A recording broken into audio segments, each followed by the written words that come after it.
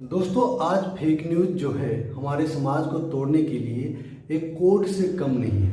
प्यार, मोहब्बत, भाईचारा, जिस फेविकॉल या गम के माध्यम से हमारे समाज आपस में बंधे हुए थे, खास करके गंगा जमनी तहजीब, इन सभी को तोड़ने के लिए एक विशेष समुदाय को टारगेट करके एक खास संगठन के द्वारा हमारे समाज में जमकर फैलाया जा रहा है, ताकि हमारा समाज दूषित हो सके और उनकी राजनीतिक परिदृश्य ऐसी ही बनी रहे।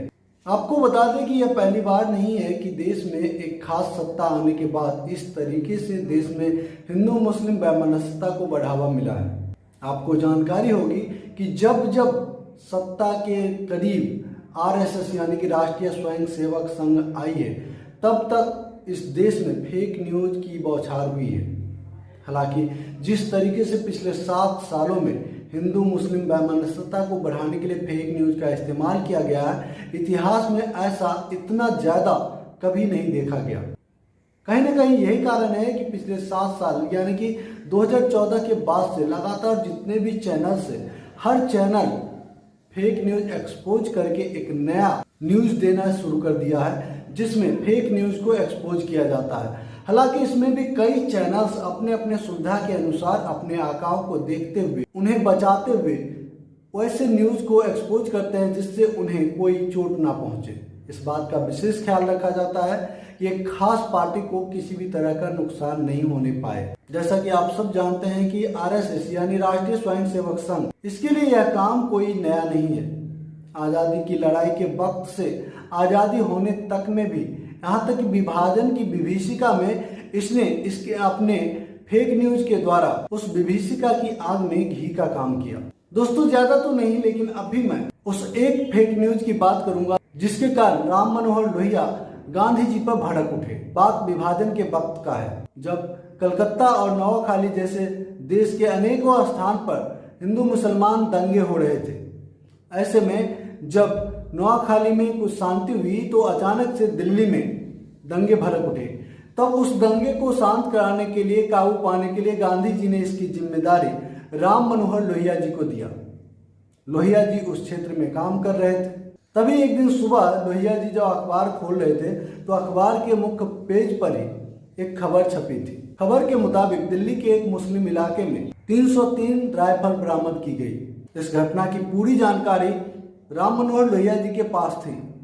उन्होंने वह अखबार उठाया और गांधी जी के पास आया और उनके सामने फेंक दिया और पूछा, आप क्यों इस तरह की जिम्मेदारी हमें देते हैं, जब हमारे सूचना और प्रसारण मंत्रालय के द्वारा इस तरह के खबर को तवज्जो दी जाती है, वो भी बिना सोचे समझे और पड़ताल किए।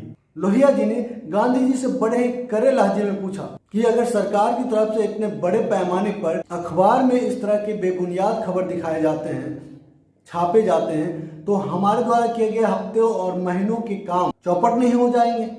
आखिर क्यों हमें इस तरह के क्षेत्र में अपने जान दांव पर लगाने के लिए भेजते हैं? दरअसल खबर क्या थी कि एक मुस्लिम इलाके में एक व्यक्ति के घर से एक राइफल पकड़ाया, जिस राइफल का नाम था 303। इस विशेष मार्का 303 राइफल को गलत तरीके से लिखा गया और इसे 303 राइफल बना दिया गया। क्या इस तरीके से अगर खबरों को छापा जाने लगा और लिखा जाने लगा, अगर टीवी चैनलों पर दिखाया जाने लगा, तो क्या दो समुदाय के बीच में असंतोष नहीं भड़केगा? क्या एक समुदाय यह नहीं सोचेगा कि दूसरा समुदाय हमारे खिलाफ युद्ध छेड़ रहा है और उसके खिलाफ वह भी तैयारी करने लगेगा? क्या ऐसे में देश में गृह युद्ध नहीं होगा? और कोई भी व्यक्ति जब इस तरह से दंगाई माहौल को शांत करने के लिए अपनी जान दांव पर लगाकर काम कर रहा हो और ऐसे में सूचना प्रसारण मंत्रालय के द्वारा इस तरीके से चीजों की बिना जांच पड़ताल किए समाज में फैलाया जाएगा, तो आखिर कोई भी गुस्सा होगा। तो यह कोई नई बात नहीं थी। आरएसएस जब जब मजबूत हुआ है तब तब हमारे समाज को तोड़ने का काम किया है और अब तो उसकी सरकार है। आज तो संविधान के किसी नियमों को ताक पर रखा जा सकता है, बस उसकी मस्तिष्क में उसके खिलाफ प्लान हो। जो चाहेगा वह कर सकता है और कर रहा है। पानी पूरी वाले ने पानी में मिलाया पेशाब, सांप्रदायिक रंग के साथ वीडियो वायरल। आवारा सांड ने ली बुजुर्ग की जान, सांप्रदायिक रंग देकर वीडियो किया जा रहा है वायरल। म्यांमार के 3 साल पुराने सांप्रदायिक हिंसा की घटना को लेकर कोलकाता को बताया गया बिलासपुर में गाय को ट्रैक्टर से कुचलकर मारने की घटना को दिया जा रहा है सांप्रदायिक रंग। मुहर्रम जुलूस निकाल रहे लोगों ने कार सवार हिंदू परिवार पर किया जानलेवा हमला। कांग्रेस कमेटी की मीटिंग में लगे पोस्टर में लिखा चोर ग्रुप मीटिंग। अफगानिस्तान में 100 रुपये में बेची जा रही है औरतें और लड़कियां। एयरफोर्स की महिला पायलट को तालिबानियों ने पत्थर मार मार कर मौत के घाट उतारा। तालिबान ने वीडियो जारी कर भारत को दी जंग की धमकी। न जाने इस जैसे सैकड़ों हजारों ने लाखों करोड़ों विषैले समाचार साक्ष्य छुपाकर दूसरे देशों के वीडियो को तथ्यों को हमारे देश का बताकर एक समुदाय विशेष के खिलाफ हमारे हिंदू समुदाय के लड़कों को भड़काया जा रहा है। इससे कहीं ना कहीं हमारे देश की जो भाईचारा थी, गंगा जमुनी तहजीब थी, इसे कमजोर किया जा रहा है।